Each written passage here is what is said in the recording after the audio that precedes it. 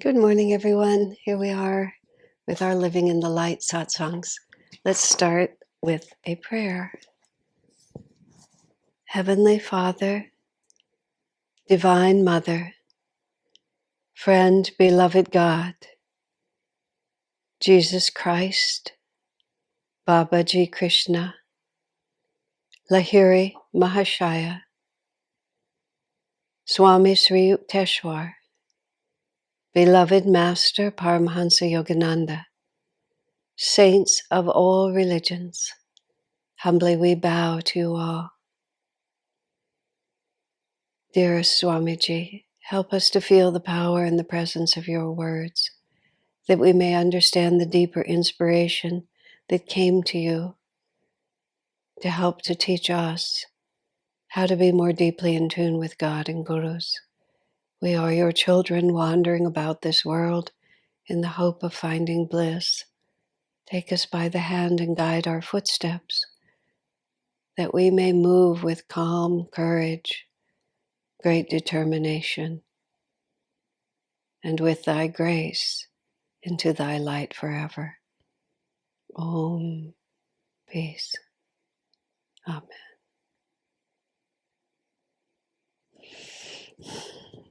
So we were in this little section about the individual and the institution is what we're really talking about. I think I made the point clear enough yesterday. And I'm going to read this paragraph again, but I was thinking about it last night. Common among religious works in the West is the belief that the individual doesn't really count, that what matters is the work itself. Institutionalism has been both the genius and the special curse of religion in the Western world. The genius because it has offered people clarity and coherency. The curse because it is said to them, unless you accept every definition of truth as we give it to you, you will be damned forever. The actual additional thought I had in this, which is a sort of a tough issue, and I don't want to get into it in itself that deeply, has been the gradual revelation of the egregious misconduct of certain priests in the Catholic Church, and the inclination, especially in past decades, just to keep the scandal quiet, quote, for the sake of the church as a whole. And of course, in the light of what we understand about this kind of conduct now, such an attitude is incomprehensible and inexcusable. But it's a very good example of how the idea of the work being more important than the individual actually can become a value. Because, and I'm not defending this, I'm only explaining it. I'm going to add an extra point here. I'm going to take a little side trip over here. When Ananda was totally engaged in the struggle with SRF, and I put this story into light bear, but I'm going to highlight it here, engaged in the struggle with SRF in the first 4 years, from 90 to 94, when everything was really decided. After that, it was just appeals and reiterations and so on, and the distraction of an attempt to destroy our reputation with the second lawsuit. But it was revealed that SRF did not actually hold valid copyrights to the original writings of Master. Their edited versions, yes, but not the originals. As a consequence, the first edition of Autobiography of a Yogi, I will pull it out of my bookshelf here, which most of you know it, but the blue version of Autobiography of a Yogi, which I strongly recommend over the orange version. This is the 1946 original edition, even including the typos. It turned out that SRF did not hold a copyright on that book and on many others, and therefore it was in the public domain, and therefore anyone could publish it. So we had to make a decision, and actually it was not an obvious decision to Swamiji that we would publish the original edition of that book, which he very much objected to the many editorial changes that SRF had made, so we really wanted that original. So it was going to come out in September of 1993, which was the 100th birth anniversary of Master. It was very well known to the world that we were about to do this. So in August of 1993, the main journal of communication in those days was in the book trade was a magazine called Publishers Weekly. In the August edition of Publishers Weekly, SRF took out a big full-page ad about autobiography of a yogi, and they called it the only complete edition because it included the changes and all the changes that Master had recommended during his life, they said, and also countless things they'd done since then that they claimed were all authorized by Master. So this one was complete. This is what Master really intended. This was just a draft, so to speak. They never mentioned the first edition. They just described theirs as the only complete edition. Well, some people at Ananda were just outraged that they would dare to do this, and they sort of came to Swami with this attitude of indignation. His response was extremely interesting. He was not concerned about what SRF had done. He was very concerned about our attitude. He said, have we become so insular and so lost in our own point of view that we can no longer see the logic of anyone else's? And Swamiji said, if I was in charge of SRF, I would have done exactly that. And my own opinion, too, was I thought it was brilliant. I thought it was a brilliant response. I mean, it was their sincere point of view, and given their point of view, this was the obvious thing to do. So what Swami was really seriously concerned about, he put out a tremendous amount of energy to correct our attitude. What he was seriously concerned about is that we would fall into the idea that our way was the only possible way, when in fact, even you start with different premises, you end up with different solutions. It's a very bad attitude to fall into as an individual, that you just can't even understand the logic of another's position. It's terrible if you're a spiritual work. It's also very impractical because then other people will always be surprising you. You will never be able to understand what motivates other people. It's the absolute worst kind of institutionalism. We're right and everybody else must have some nefarious motive.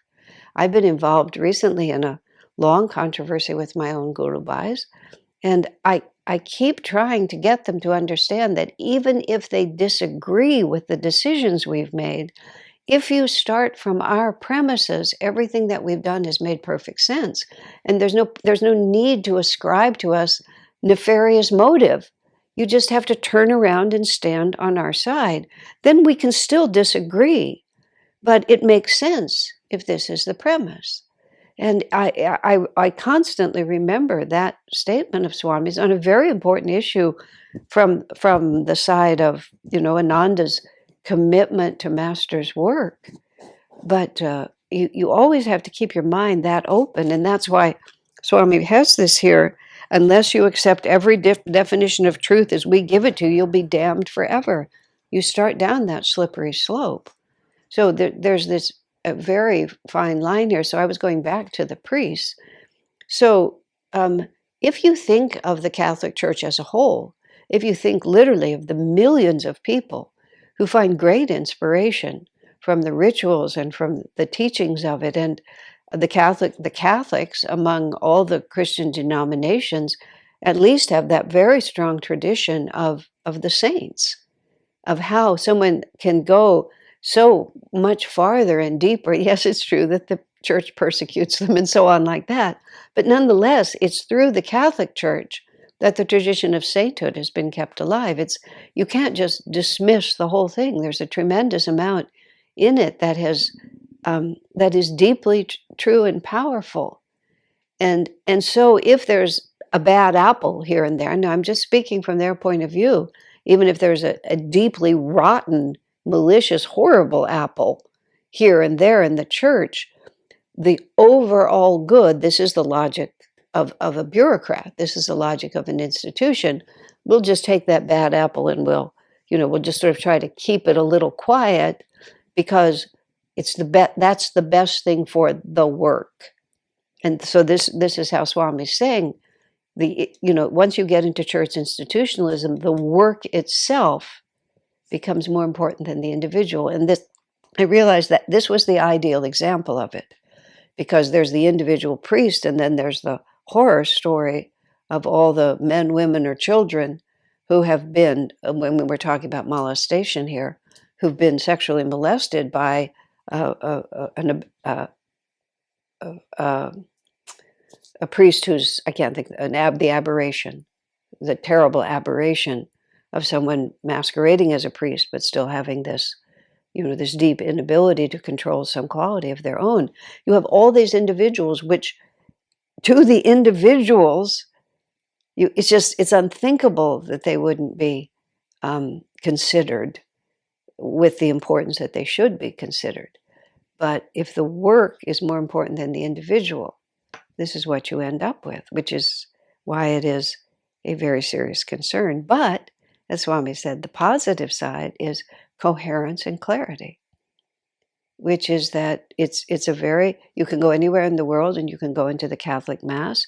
You can move from city to city. You can meet various priests and all the sacraments are the same. It's completely coherent, global movement and has many, many, many beautiful and uplifting aspects to it. And it's very clear. You know just where you stand. You know just what you have to do.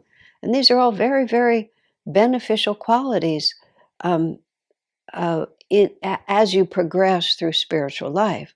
You have to transcend all of this eventually, but even within the Catholic Church, great saints arise, and they often confirm the validity of the church ideals themselves. It's Therese Neumann, as an example. Master writes about her in Autobiography of a Yogi.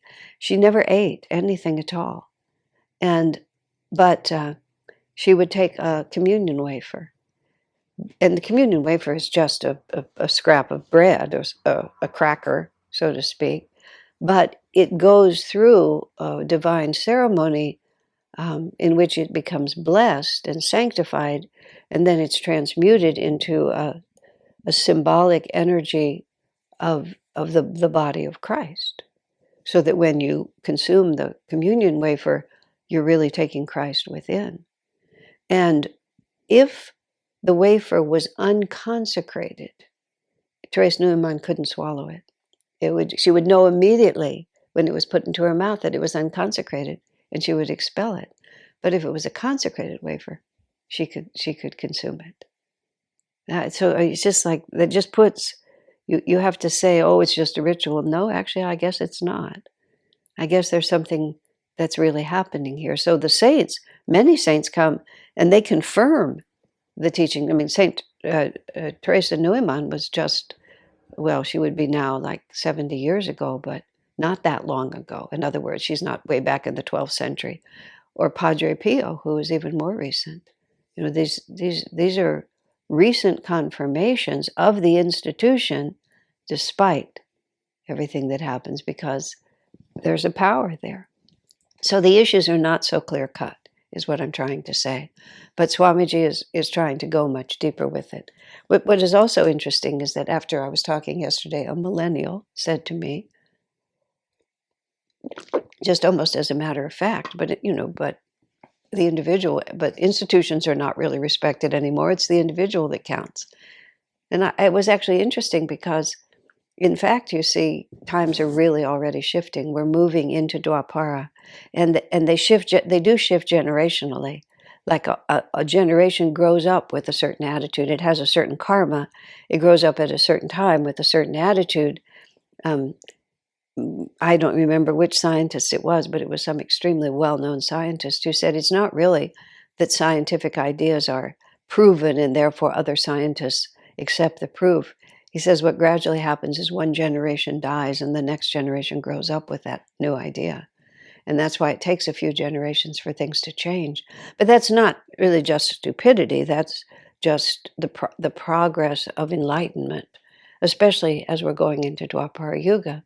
So we're already seeing adults who have grown up in such a Dwapara Yuga atmosphere that they simply take for granted Dwapara attitudes that, from me, who's now sort of the grandmother of those adults, that I've seen those ideas gradually coming in rather than just assuming that they were always present.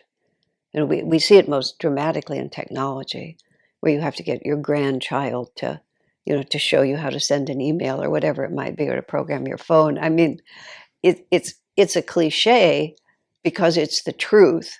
I remember traveling with one of my millennial friends. Millennial is a very convenient word, whatever it means. Um, and I just remember having some trouble with my phone, just handing it to him, and he just kind of went blip, blip, blip, blip, blip like this and hands it back to me. It was like, how do you know? How could you tell? He said, just he has an intuitive understanding about how the darn thing works. So he just goes there, and I don't. I'm not totally inept, but I don't have an innate intuition because I didn't grow up with it. The things I did grow up with, I'm intuitive about, but this one, I just, it's beyond me. It's an external thing, but it's not so to these others. So then everything follows from that. And this whole business of the place of individuals and the place of institutions is a huge issue at this point. And because we're talking about Master's work, because this was written in 1983, because the great theme of Swami's life was the SRF, Self-Realization Fellowship, interpretation of what Master's intentions and what his teachings were versus what Swamiji has felt they were. And as I comment in Lightbearer in several places, Swamiji says, on one hand, he himself would have liked to have just dropped the whole issue of SRF. But he said, it's such a perfect example of another way of interpreting the Master's teachings that Swami did not endorse and wanted us, as part of Ananda, to clearly understand what the two realities were, so that we, after he passed, could continue to guide Ananda according to the way that Swami understood. And as a consequence, well, I won't say as a consequence, I was with Swami because I felt the same, that he really felt there was a very important principle here that is not self-evident, because all of the history of Western spirituality especially has gone toward institutionalism, and Self-Realization Fellowship has taken that as their way of doing it. And it's exactly the Catholic Church model.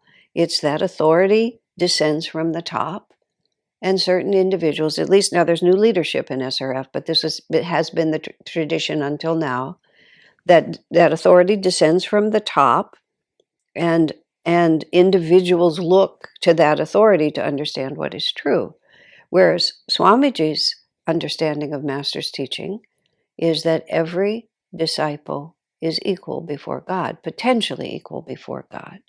And inspiration can come from any source, and that position, even proximity, chronologically or physically, is not the deciding factor. The deciding factor is the actual presence within the individual of the spirit.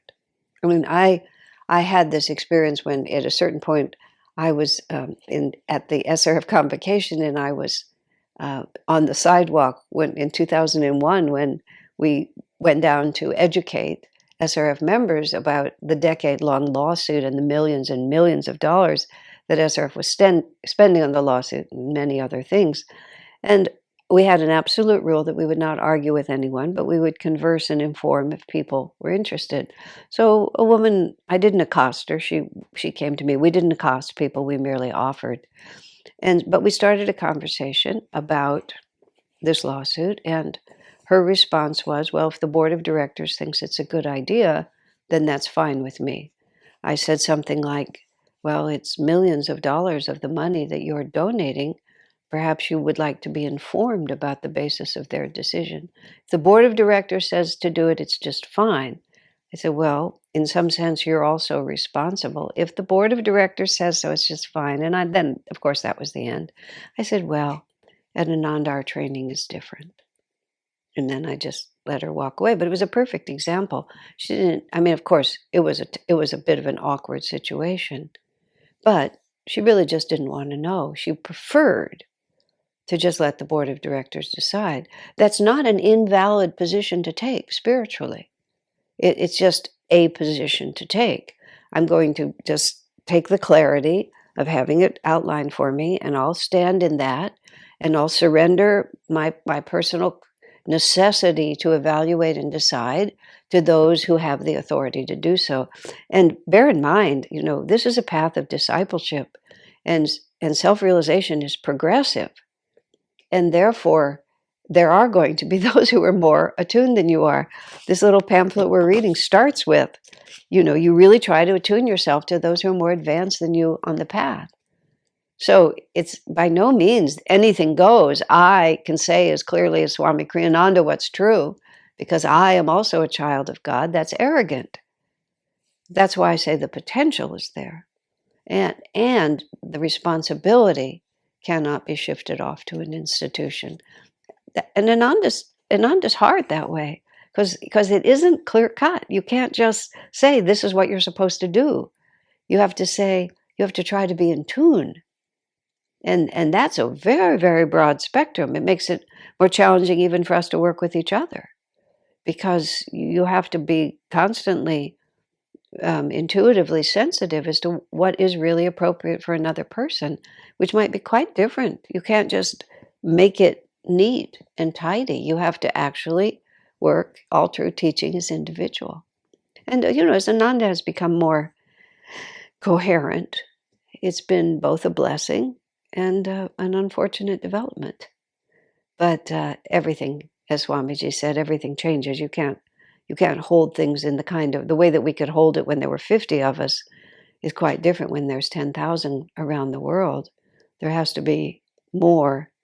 But I'm often saying to people, just because we have buildings, don't imagine for a moment that those buildings have anything to do with what we are. All those things are just a way of helping to keep the energy sort of going in a certain direction, because you can't just be holding your Christmas service out on the sidewalk. The fact that we have here in Palo Alto this very large, high roofed, beautiful room, temple, sanctuary, enables us to do all kinds of things that we wouldn't be able to do otherwise, just because we have four walls and a beautiful ceiling. We can create an atmosphere, and we can move around, and we can dance, and we can do theater, and we can do beautiful liturgy. I mean, great things can happen in there. But it's the inspiration that those things create that is actually what Ananda is. It has nothing to do with the four walls. The four walls facilitate the inspiration. But the moment the inspiration is not there, the whole thing is over. It doesn't really matter how beautiful the buildings are at that point. And Ananda itself only needs to exist so long as it actually inspires people. And that's the definition of it. It is not an end in itself. Anyway, all these things are what Swami's talking about in this first paragraph. So let me read the second one to just take us a little farther, because we're almost finished. The divine ray, however, has no outward form. So that's the point. Institutions help. Being organized, when people say I'm against organized religion, I say, well, would you rather have disorganized religion? I mean, what is it that you're really talking about? What they're talking about, and I will probably say this last thing, institutionalism in religion is not that you have a nice building, that you have a ritual that you see in the same way every week, that you have a clergy, recognizable clergy who wear a particular costume. That's not what makes it institutional.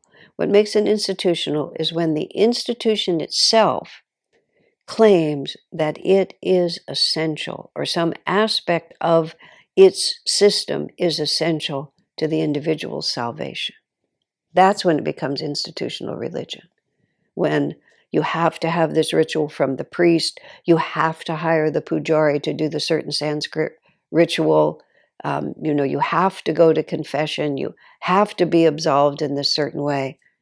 And only these people can absolve you, and these people are designated by the hierarchy, and they're all essential, and they stand between you and your salvation. That's institutional religion.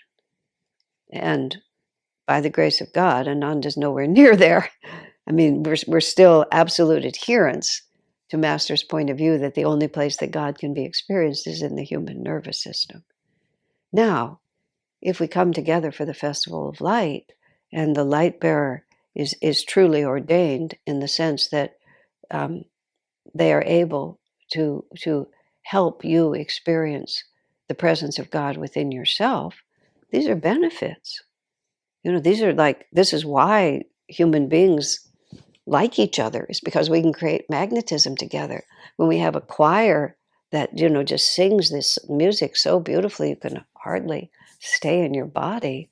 When you have friends who support your spiritual aspiration and really understand what this path means to you, when you have people who can help you stay on track, or other people that you can help, all of these things are magnificent aids to our individual experience of God.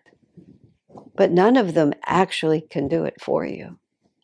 And none of it is automatic. You can participate in all of that and get nothing. I often quote, because I love it, Garrison Keillor, who's a comedian, but a wise one. He's a humorist is what I would call him. He's not a comedian. He said, thinking that sitting in church makes you a Christian is like sitting in your garage expecting to become an automobile. I mean, it's very disrespectful in a certain sense, but that about says it, doesn't it? That's institutional religion. I'm part of this group, I'm a member, I'm following all their rules, therefore God will give me all these certain things. It's a Vaishya deal. It's a Vaishya deal that inherently has no power. However, as the saints prove, if you actually use whatever the institution offers you to guide your energy, you may have a great experience through that method. That's what Sri Ramakrishna did.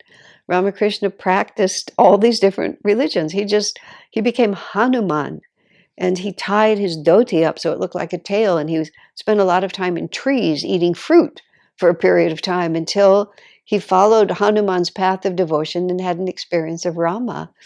Ramakrishna became Radha, and he wore women's clothes, and he blended so completely with the women that he was able to go into the areas where men were not allowed. He became a woman, and he experienced what it was to love God as Radha until he realized God. He practiced Christianity and had a vision of Jesus, because each one of them also can take you to God, because they're all true religions. So even within the institutional framework, a true religion still exists. And this is why these issues are nuanced and very interesting to understand. And it's why Swamiji spent so much time on it, because there's such a desire to just put it into order. It's messy not to do it. And if you get everything just sort of lined up, this is what we do in the morning, this is what we do at noon, this is what we do in the afternoon, then it all gets much simpler. It gets much simpler. There we are. We know exactly what we're supposed to do. And over time, as in all of religious history that we have, now we are Dwapara Yuga rising now, but historically, the disciples of great masters take the revelation of the master and turn it into a religion. And then gradually it becomes a religion, which is the outward way of belief, rather than what Swami calls the inward way of awakening, which is the same for all of them, which is what Ramakrishna proved. So that's it for today. Thank you. God bless you.